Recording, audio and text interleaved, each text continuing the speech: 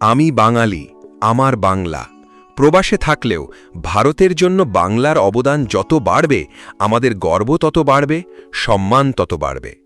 আর এই গর্ব, এই সম্মান আগামী প্রজন্মের জন্য রেখে যাওয়াই আজ আমাদের সবচেয়ে বড় দায়িত্ব। আজ পশ্চিমবঙ্গের নির্বাচনী ফলাফলের দিন, আর এই দিনে প্রথমেই ধন্যবাদ ও কৃতজ্ঞতা জানাই বাংলার ভোটারদের।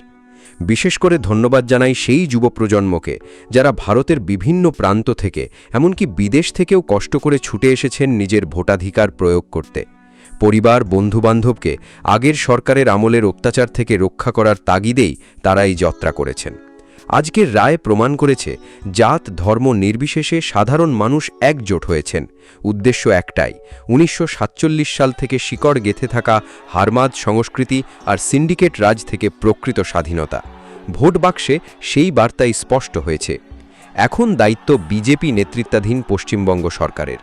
বাংলার মানুষ যে স্বপ্ন ও আকাঙ্ক্ষা নিয়ে রায় দিয়েছেন তা পূরণ করতে হবে বিনা অপসে।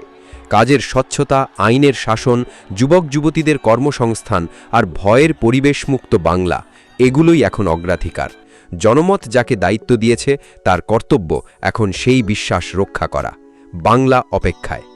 আপনার মতামত কমেন্টে জানান।